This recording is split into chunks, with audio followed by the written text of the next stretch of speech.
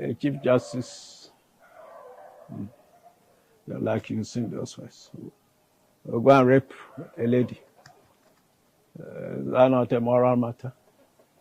Were they the only grounds? And even if they were, let us, is it because the Chief Justice is involved? If somebody misappropriates or misapplies public funds, I mean, it's even an offense, misapplication of public funds, causing financial loss. People are prosecuted and jailed on such things.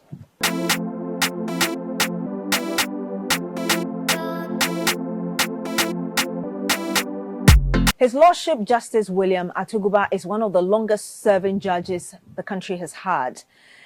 He was twice an acting Chief Justice in 2016 and in 2017 during the period of the now retired former Chief Justice of the country, Her Ladyship Theodora Georgina Wood.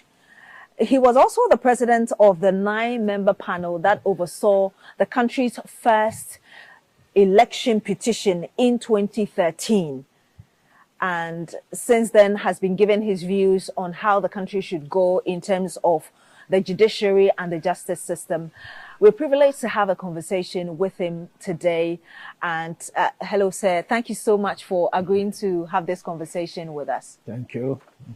I'm sure you've monitored what has transpired over the last few months so far, and the main thing dominating being the removal of the Chief Justice.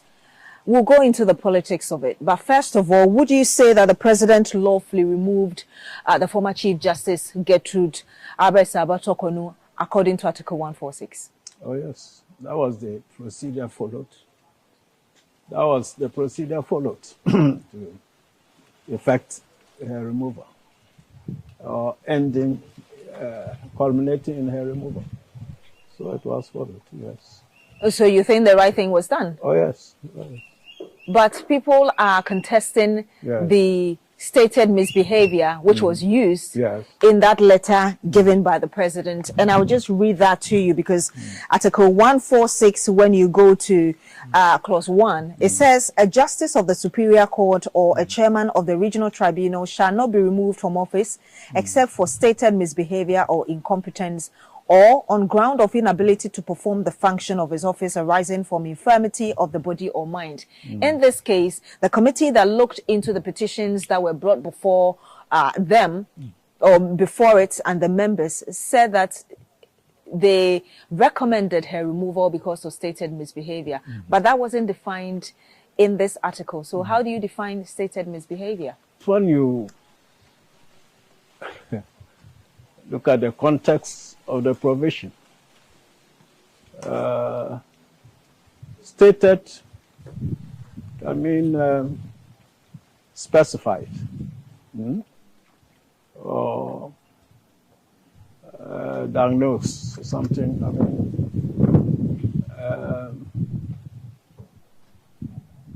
but the thing is, although it is not defined, but stated misbehavior is in the Constitution.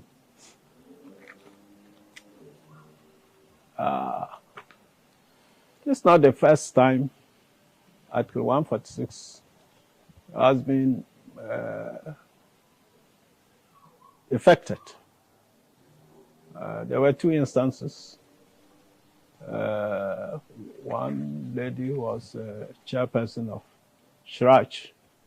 Loretta Lamte. Yes. We'll go into that. But I just want you to explain in your own view what stated misbehavior is. Well, stated misbehavior really doesn't depend on what I will conceive it to be, but what we as a society looking at, the charges, if I may so put it, the allegations, leveled against her, could mean. I mean, it's what would the ordinary man say, looking at those charges? Misbehavior, I mean, it's not different from misconduct. Misbehavior, that means unacceptable behavior, incorrect behavior, conduct that will not meet the approbation of ordinary, fair-minded people. Is that no more of a moral argument? Well, how do you exclude morality from misbehavior? It's a large expression. It can encompass, but it's difficult to exclude morality from it. If a Chief Justice, like using those words, will go and rape a lady, is that not a moral matter? A former Chief Justice Sofa Akufo thinks that the stated misbehavior as used by the committee to recommend her dismissal were not strong enough.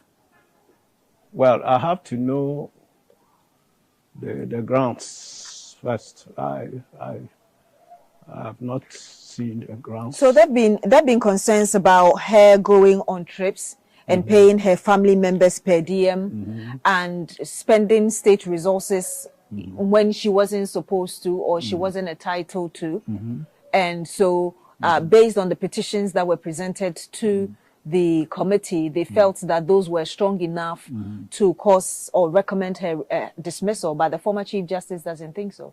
Were they the only grounds? And even if they were, let us, is it because the Chief Justice is involved? If somebody misappropriates or misapplies public funds, I mean, it's even an offense, misapplication of public funds, causing financial loss. People are prosecuted and jailed on such things. And are we saying that is proper conduct? If public officers, if they misapply public funds and are prosecuted, are we saying that is improper? It's even criminalized, you know. So I don't know. Charlotte Osei, I think, was removed solely on financial breaches. It wasn't, if I recollect well, conduct wasn't really connected with electoral processes. They were all financial matters. She was removed. Do I hear you say that the reasons the committee gave to recommend the removal of the Chief Justice were strong enough for the president to act on it? As I said, I don't know all of them, but you have mentioned these financial matters. And I don't know, well, from social media, the amounts cannot be said to be trivial. If they were trivial, then of course, I mean, we don't need to be high-handed. But if they are substantial, I'm saying that simply because somebody is a Chief Justice, you are entitled to, you know, misapply public funds and go free. Who are to set the best example? See, our Constitution is based on transparency, accountability, probity. They are there. And who are to enforce these values? The courts. And if the topmost judge will not adhere to those principles, how is it not a serious matter? So you think that the presidency was right in dismissing her, although this is the first time, and with the 1992 Constitution, that we've seen a Chief Justice removed from office. You should be worried about that. Well, that is where the problem is. For me, my thinking is different. It's not the person who is involved so much. Although I don't say that it entirely is immaterial who is involved. But, I mean, the Article 146 It's the same for superior court judges, including the Chief Justice and other allied positions, Shraj, Electoral Commission, and so forth. So the same grounds. So, I mean, if financial misconduct qualifies for the removal of an electoral commissioner, why should the same thing, simply because a Chief Justice implied, be taken as trivial?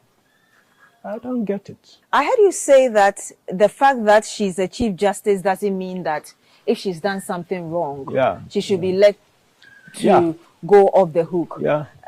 Do I take it that you perhaps support the opinion of others who have even requested that she's prosecuted beyond her dismissal?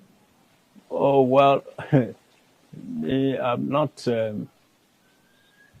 I normally can say that I'm not that type of very strict-minded person. You know, I don't like harsh, you know, visitations of sanctions on people. Humanity is essentially fallible. We have to work within that reality. So if it is trivial, you don't, you know, make it grave to the extent of removal. But if it's not trivial, I mean, what's the alternative? If it's not trivial, is this a serious matter? If it's a serious matter, why should it be treated non-seriously? Okay, so she's been dismissed. Yes. And per what you're saying, this is a serious matter that deserved her dismissal. Yeah, if the figures were not trivial, you've heard me.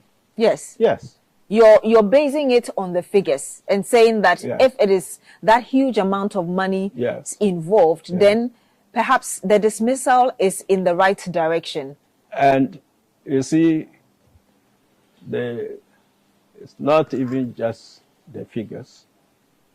It is the, what I call mens rea, the state of mind, the intention. If somebody does something deliberately, knowing that it's wrong and it's not trivial. I mean, what else? What else? So although you see this as a very serious case, which has eventually led to her dismissal, you also don't think that, or don't support the opinion of those who think beyond the dismissal, she should be prosecuted for misusing public funds. You don't support that course? I wouldn't go to that extent, because I think the dismissal is enough. The Constitution itself stops at that. It says the effect of the report, if must be accepted by the president, and the sanction is dismissal. That's what the Constitution deems sufficient. I want us to talk about the process, because there are those who feel that perhaps the process to remove her was not fair enough. You are a lawyer of over 44 years, I mean, standing, and you've been a judge as well, I believe, for over 23 years. What is your understanding of the process that was used, especially from clauses 6 to 11 up to her dismissal? And would you describe that as fair? Well, in the first place, these procedures were supposed to be in camera, so to ask me whether I've followed, or how could I follow, except they leaked out by chance. It was supposed to be in camera, you know. But what came out in the public domain satisfied the constitutional requirements. A petition is received by the president. If it's not frivolous and vexatious, because Ajay and the Attorney General said it, if the petition is patently frivolous, the president needn't even forward it. But if it is not, then he consults the Council of State, They find that is Ajechum, which introduced prima facie also in relation to. If it is found, then a committee is set up in accordance with the provisions. The committee goes in, they hear the matter fairly and thoroughly. And then the recommendations were nothing. That was done. So the process was fair? Oh, yes. Why not? But the dismissed CJ doesn't think so. Do you expect her to think so? She during a press conference, complained about being denied the presence of her family, searches and what she called mental torture, even in a supplementary affidavit. I'll just read a bit of that to you. She said, a complete desecration of my basic constitutional right to a fair trial, violation of my dignity and subjection to inhuman and degrading treatment, a kind not meted out even to accused persons on trial for treason and other offenses against the state. She went on at that press conference to talk about the Edu Lodge, which was used as a place of hearings, and a reminder of how her uncle was murdered, as if to cower her into intimidation and all of that. But I saw on social media a video when I think that place was refurbished very heavily. And the then president praised its quality and everything. So, I don't know. Now, I say that if in a certain court, let's say it was being tried, or this investigation was in open court, and a member of her family was tried in that court and probably sentenced to death or imprisonment. Therefore, that forum shouldn't be used. I don't know. I really don't know. So you disagree with her description of the process? Oh, sure. I mean, these things are neither here nor there. In the long run, it is the substance of the matter that matters. The substance of them. Was she given a fair hearing? She said she wasn't. Oh, what? I don't know. This was in camera. How did she say she was not given a fair hearing? Because of what I said, bodily searches, and her family shouldn't be there. If the thing is to be, the Constitution says 146(5), clause 5, all proceedings under this article shall be held in camera, and the justice or chairman against whom the petition is made is entitled to be heard in his defense by himself or by a lawyer or other expert of his choice. So if it's in camera, does it has a provision for, allowing your relatives in? What's that provision? So she didn't have any cause to complain? I mean, unless she has a different understanding of what in-camera proceedings mean. She felt that it was because of the non-fairness of the process. The reason she went ahead, irrespective of the fact that this is supposed to be in camera, to even hold a press conference to update Ghanaians on what she believed was happening. You think that was wrong? Now, that in itself is a very grave violation of the provision. Is that in camera? You go and hold a live press conference airing what happened in camera. I mean, where's the serious and honest intent to comply with the Constitution? You yourself, I mean, are you complying with it? You go and hold live conference. And I think before that, appeals were made to the embassies, Canada, what, And I don't see how that is in line. And even at a sense, I think she was requesting for public hearing. When the Constitution is, so I don't know. But the public hearing, it wouldn't be the first time such a thing will be requested for, because I know that during the time of Theodora Georgina Wood, her leadership, there were also petitions to remove her, and the understanding is that there was a conversation with the former president, John Mills, and she requested that if you're going to take me through this process, then let it be public, and that was abandoned eventually. No, but I'm not sure that it is because of the public request that it was abandoned. I don't even know that that happened. But the thing is, was that request, whether by Georgina Wood or Tokonu, was it in line with the Constitution? So we've read the explicit provision. So I don't know. Now, honestly speaking, you see, assuming even these other things about financial things you are saying, some might say are not great, have very breaches of the Constitution during the proceedings are ground enough to remove her. Or you are violating, you sworn an oath, you are the Chief Justice to uphold and protect the Constitution, and you openly violate it like this. I mean, that's misconduct enough. Do I hear you say that she was actually the one who brought the entire process into disrepute by her actions and inactions? Oh, I mean, I'm pointing to particular things. But I don't know what the committee too could have done that should be, because these were in camera. But press conference was an open thing, and we all saw it. Appeals to the embassies of Canada, US, and whatnot, in the public domain. I don't see how that is in line with the confidentiality clause of the Constitution.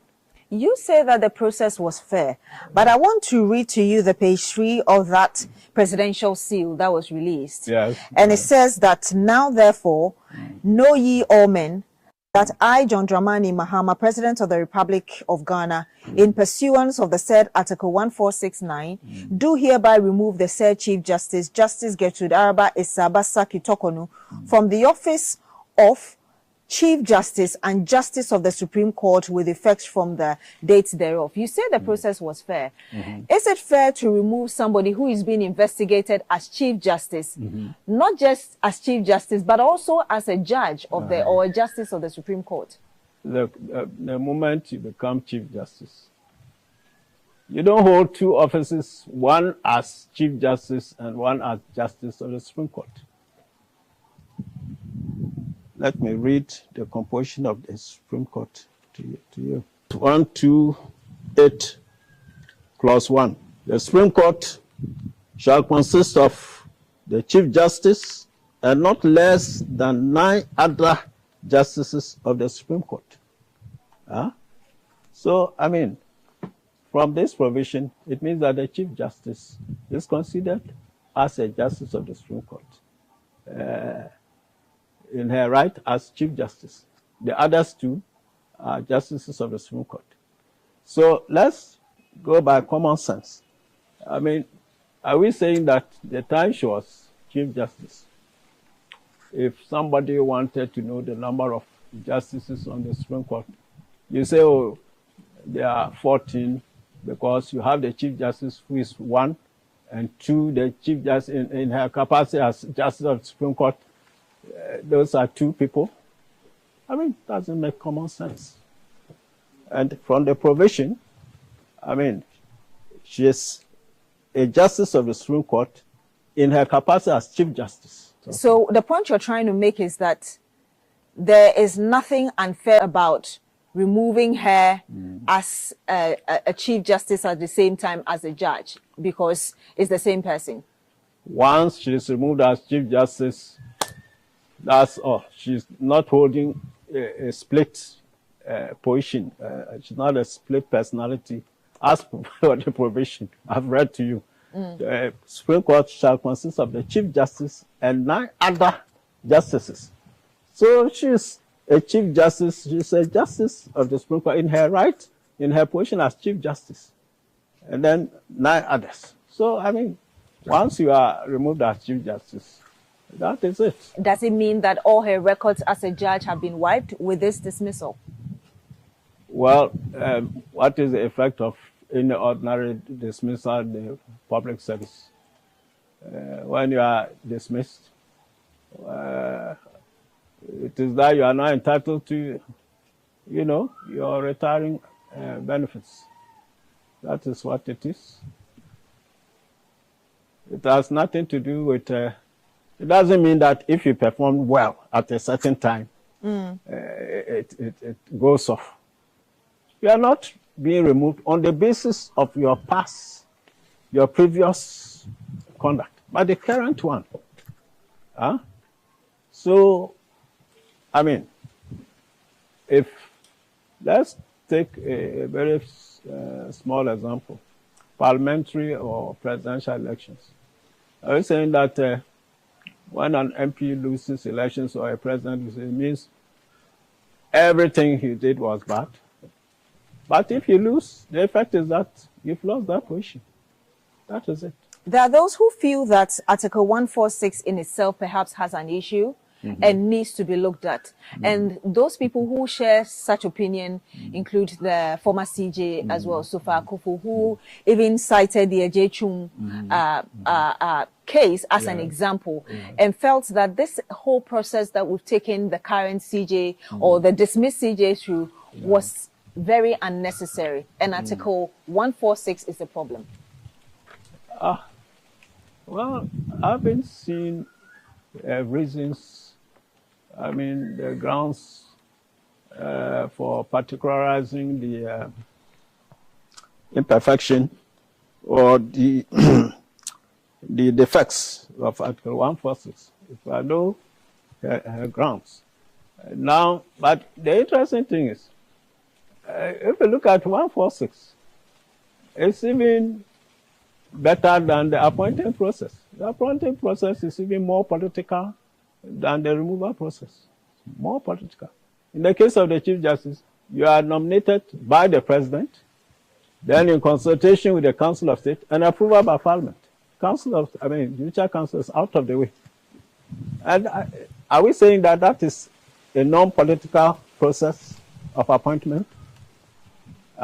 So if you accept that as good enough, the removal process, even you must have 2 Supreme Court judges. Yes, it's in there. Yes, in there, which is a check on, the process. But as for so you have judicial control there. But as for the appointment process, it's all political. And so that one is sweet to take. But this one, which even has 2 Supreme Court judges on it, is entirely political. I can't reason like that. You think the former CJ is choosing and picking when it favors which horse with her commentary? Well, she may not have done that consciously because, I mean, what I'm saying, nobody confronted her with that issue. So I don't know how she would have, explained that portion.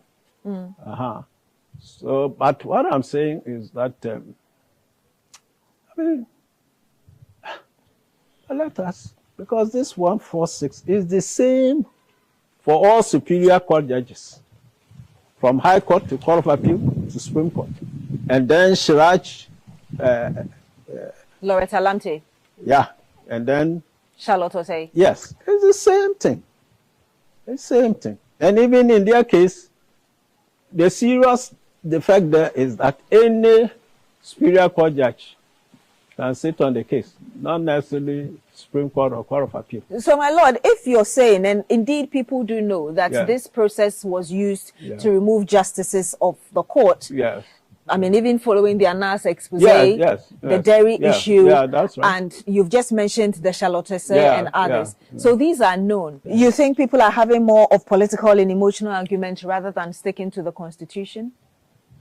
I cannot say that for sure, but I'm saying that I don't know what moves people to take positions this way or that. But as far as I can see, this same process has been applied, as you said, Charlotte, Shraj, Boss, and several High Court judges. And even in their case, well, if Supreme Court judges were put there, it was just by the discretion of, the Chief Justice. But that article doesn't require the panel to be composed of Supreme Court judges, two or so. They can all be High Court judges. So if a Supreme Court judge is to be removed, High Court judges can even be the two to come from the judiciary to be part of the committee. I know currently the Constitutional Review Committee is working, yes, led by Professor H. Kwesi Prempeh. Yes. Is there anything on Article 146 that, from hindsight and moving forward, you believe could be looked at? Well, not just 146, but 125 also. The appointing process and the removal process should be refined. Appointment process, you want the judiciary to be independent of the executive. And then you let the president be the person who can nominate, in fact, nominate the Chief Justice. And then if it's approved by Council of State, then Parliament, that is it. These are all can be regarded as political institutions. I mean, how do you achieve a process of an independent institution through an appointment process that is, hedged in by political hands? The two can stand together, And the removal process, I don't know why they will bring a majority of laymen, over, because they can overrule the two Supreme Court judges on it. And that is it. The person can be removed. So I think there's some problem there. This should be highly judicial, In fact, whether it's a Supreme Court judge, it's a Shraj, whatnot, they ought to put Supreme Court judges. So knowing that... The most senior. Admitting that moving forward, we need to do something about it because we have a lot of laymen on the committee that looks into the removal or otherwise of the CJ. Would you then agree with those who are saying that we've taken this thing quite too far? Because there are already flaws with this. You can say that of every legal system. It doesn't mean that legal systems are constantly refined. Constitutions are amended sometimes, but for the time being, because it is the law in place, it has legitimacy. Unless it's amended. And until recently, I haven't heard all this furore about Article 146 as it has been applied, Shraj, EC, High Court judges, the same thing. Now you have to know that the process for removing the Chief Justice or any Superior Court judge is not different. The grounds are the same. They are the same, but the Chief Justice has the enhanced privilege of having two Supreme Court judges on it, which the others don't have. You see? I want us to talk about the decision of the former CJ to talk about this. Yes. She is a member of the Council of State. Yes. And when you read Article 89, yes, precisely clause 4, it says a member of the Council of State shall, at the first meeting of the Council which he attends, take and subscribe to the oath of secrecy and the oath of a member of the Council of State set out in the second schedule to this constitution. Yeah. The argument is that as a sitting member of the Council of State, yeah. she didn't have to come out to tell us about what transpired within the meeting. Well, as a threat. As a threat. That is it. That is it. Oath of secrecy is there. So, but, you know, human conduct, if we're all behaving mathematically according to it, there will never be a problem.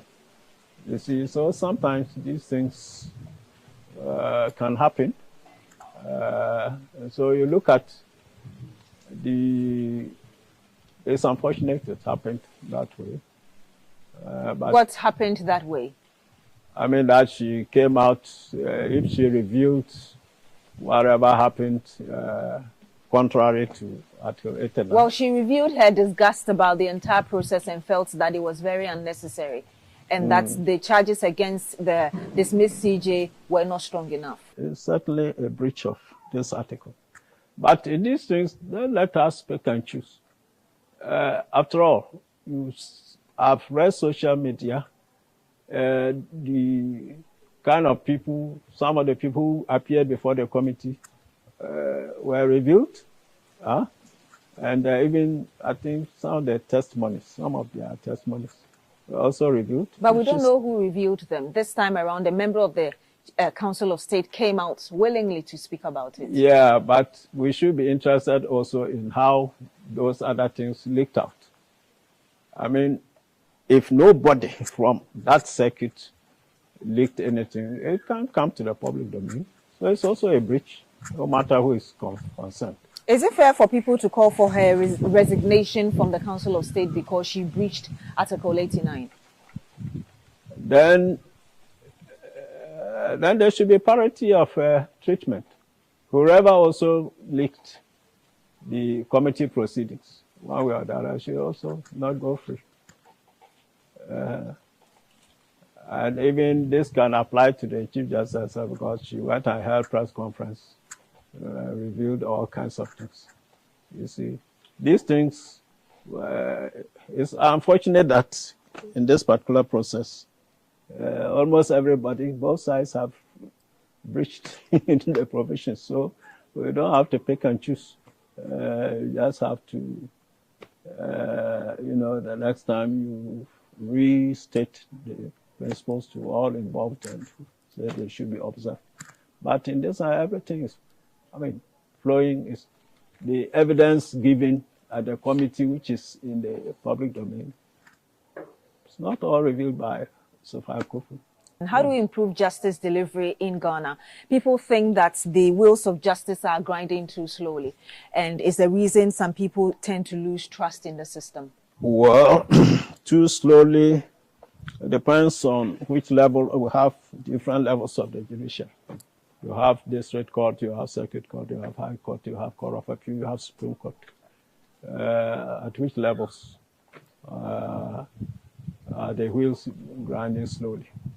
If it is throughout, it's not surprising because you see Ghanaians have become more conscious of their legal rights and they have access to the courts and so forth.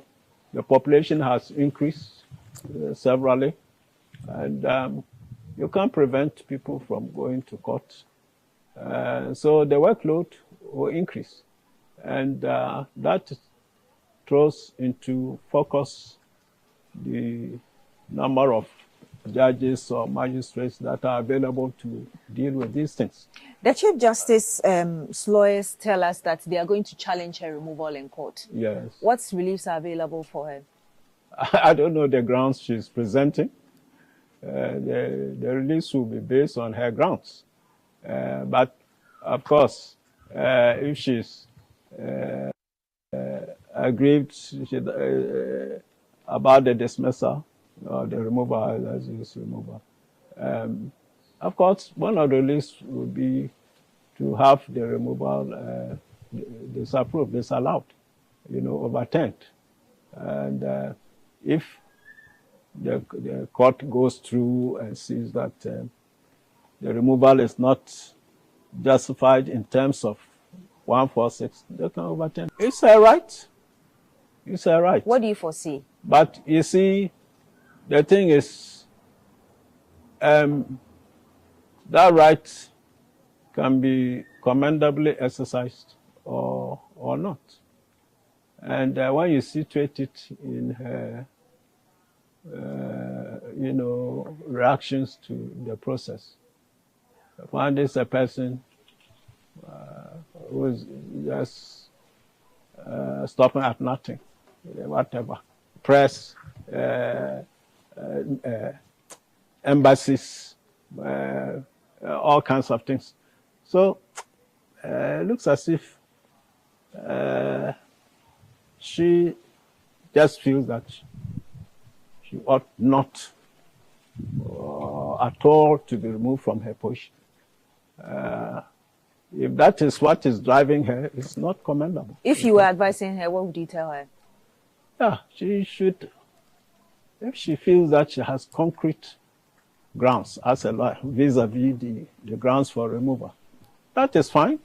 But if it is just, an emotive exercise or a fishing exercise, let me try my luck, I must survive, I can't. I mean, the posture is that this position is mine, and nobody can take it from me. That's the posture I get. It's not very healthy. Maybe if I were to read the proceedings, if they were available and looked at her complaints and they were tangible, okay, fair enough. But the posture is like somebody who is just trying all means to cling on to the position. So what do you foresee? That's my final question. What do I foresee? Yes. In terms of? In terms of the process, so I'm asking you two questions in one. In terms of the process, the CJ has decided to embark on. Her lawyers telling us that she's going to contest this case in court, and the implications this very case has had on our democracy and constitution. Yes. Or even the image of the judiciary. Yes. Well, I've got to be careful because contempt of court is a very wide principle. Even it includes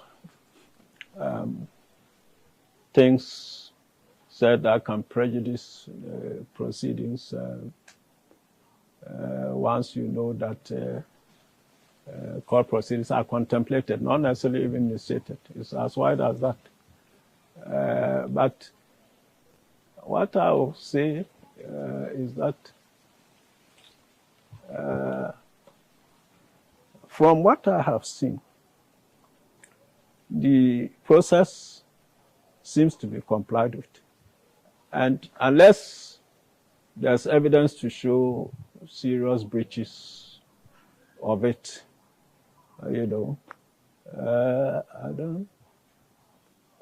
see how this decision is contrary to the Constitution. Because honestly speaking, the provision for removal was not put there to be idle. And in fact, if conditions arise requiring removal and it is not done, it's contrary to the Constitution. Because the Constitution does not only provide for appointment, it also provides for removal. These two go together.